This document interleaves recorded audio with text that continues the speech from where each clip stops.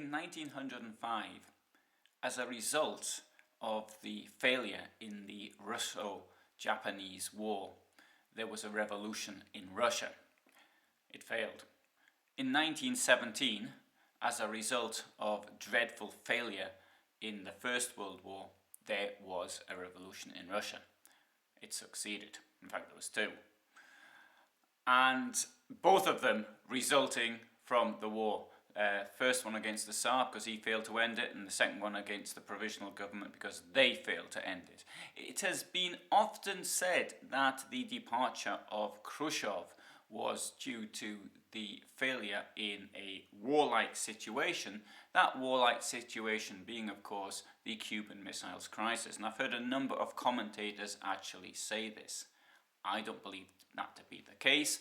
I believe that Khrushchev was removed in a sort of a putsch in 1964 because of his failures on an economic front and because he was taking away power from the Central Committee of the Communist Party of the Soviet Union. There had been a little bit of unrest under Stalin. There had been a policy of reducing prices.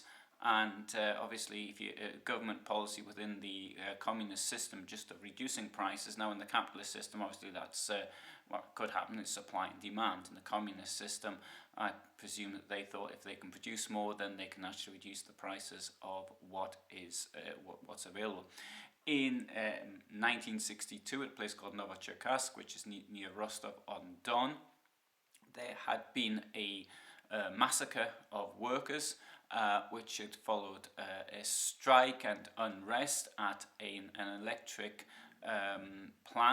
building plant, and this came about directly when the plant reduced wages at the same time as prices increased by around 31% for staple products in major cities throughout the Soviet Union, such as Dnipropetrovsk, Donetsk, Moscow, Leningrad, Kiev.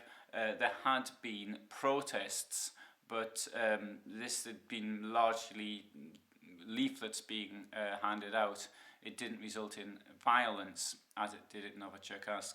Now, the point of this is, I think, that this showed stagnation, and in the years following the Second World War, clearly the infrastructure had been smashed up by the war, and the previous years of socialism, which had completely ruined the economy.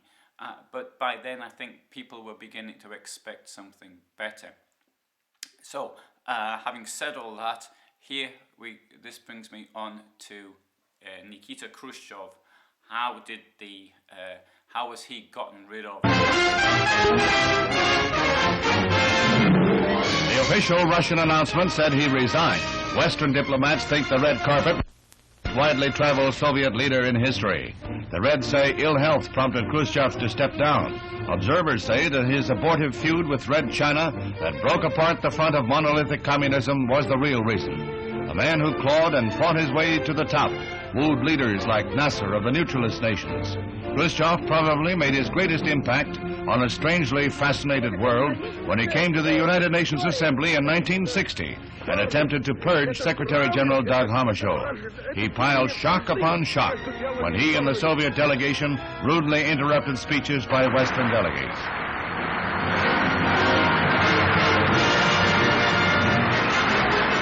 The crowds that once cheered Khrushchev wildly were left in the dark as to just what went on when the Central Committee met to act on his retirement and to name Leonid Brezhnev as the new leader of the party, while Alexei Kosygin took the job of premier.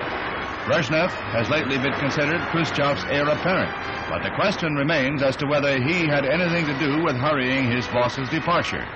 Brezhnev is known among Western diplomats as the red in the gray flannel suit, a man who is expected to continue peaceful coexistence with the West while trying to heal the breach with China.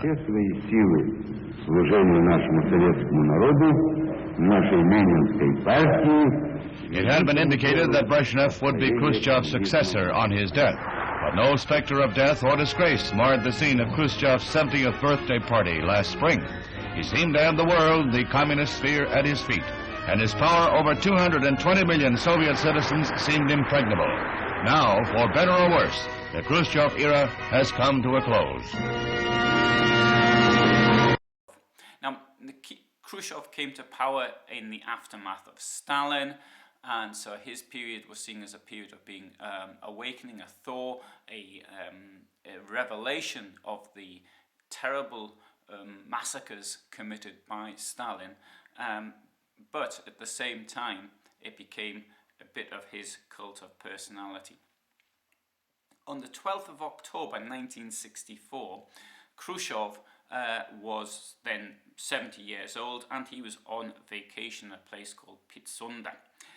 Brezhnev contacted him and asked him if he'd like to come to a meeting of the Presidium of the Communist Party of the Soviet Union, their Central Committee, which would begin on the next day. Now, Khrushchev said later that he suspected something was up, and it sounded a bit strange to him. Anyway, it seemed that he was at the airport, he was more or less warned what was going to happen, that everybody was against him.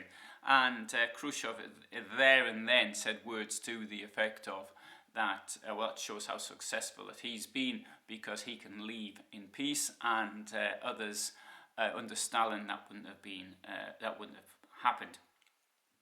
Anyway, so he turned up at the meeting, and as it went round the table, everybody started attacking Khrushchev. And so for reasons such as that his cult of personality, he was rude to the Central Committee, he was taking away power from them and giving it to the civil servants. And only Mikoyan, he was a survivor from the Stalin period, only Mikoyan supported Khrushchev in this meeting. So, 14th of October, Khrushchev agreed to sign a letter of resignation, and in the evening of the same day, the plenum of the Central Committee of the Communist Party of the Soviet Union dismissed him from the post of first secretary of the Central Committee, and he withdrew from the Presidium of the Central Committee for health reasons. So he's just using a similar sort of reason that Hitler used to use for his generals. He said that they were ill, he said they were ill, so therefore they were ill. And best, when you're ill, best be ill. So the next day, by decree of the Presidium of the Supreme Soviet of the Soviet Union, Khrushchev was dismissed from the post of head of the Soviet government. So he was replaced by Brezhnev. But, and here is the curious thing, is this, now Brezhnev wanted to assassinate or get rid of Khrushchev by other means. Now, this information came out later, and Brezhnev suggested that the way to do this was either to have a plane or a car accident, or have him poisoned, or he could be shot while resisting arrest, or something like that. And he was dissuaded from this because he was told that this will come out. People will find out about it, and how will the new leadership look as a result. So Brezhnev was persuaded against it. But as it turned out for the plotters, they got rid of Khrushchev. They didn't return to Stalinism, but they stopped the thaw, so it sort of iced over a bit, again, to use the same metaphor.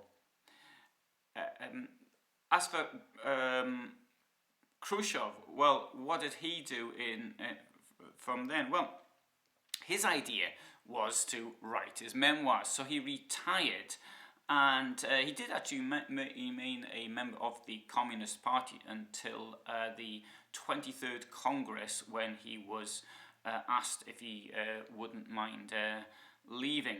He started dictating his memoirs, and it would seem that he was actually assisted by Andropov, who was the head of the KGB and later the head of the Soviet Union. The KGB itself was recording his recordings and keeping an eye on him. However, he made a second copy, which the KGB didn't actually get its hands on. And this was smuggled out of the Soviet Union, and it was published in the United States and the first volume of his memoirs was published in November 1970. And now Khrushchev said he was absolutely shocked to find out, and he regretted that it had happened, and he signed a letter condemning all of this. Of course, I think he was probably forced to do that. Khrushchev died of a heart attack on the 11th of September 1971 at the age of 78, and if you go to the Novodichi cemetery, you can see his grave there. Now, the curious thing, of course, is that he became a sort of a non-person within the Soviet Union, a bit like other people such as Kaganovich, Beria. These were people, mass murderers of the Stalin era. Malenkov, there's another one that became a non-person. But under Gorbachev's perestroika, then he could be discussed alongside other people again. Now, the curious thing is here, now reflect on current events now, is that Putin is now 69 years old. But if you ask me, he's in pretty good shape, and he's, I mean, he does seem to have aged a little bit over the last over a couple of years or so. But he's certainly, anybody who's as good condition physically as he is, I don't think really needs to have to worry about being hit by the same health problems as Khrushchev allegedly had, in fact probably did have, and Andropov and Brezhnev had. Putin's in really good physical shape. He's not known to drink, doesn't smoke, so he appears to eat healthily. And his problem, of course, is stress. Same as what got Hitler, stress. And that may be the health thing that gets him. Khrushchev, of course, as I said, was got rid of in a sort of a palace coup. There are historians that say it wasn't really a palace coup, but I would argue that it was.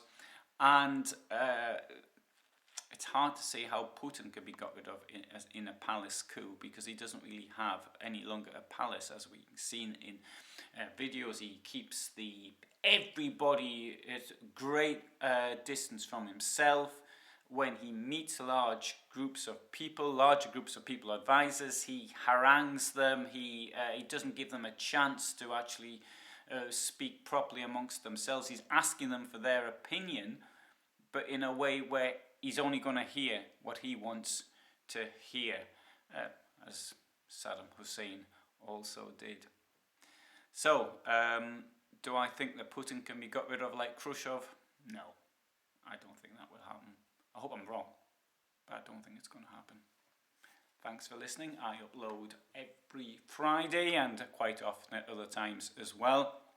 My specialisation is in 20th century European history, but above all it's in the Third Reich, and within the Third Reich it is the Holocaust, which I know about, although I do know one or two things about history of other countries as well, and as I know the languages of some of these places, I do have access to original documents.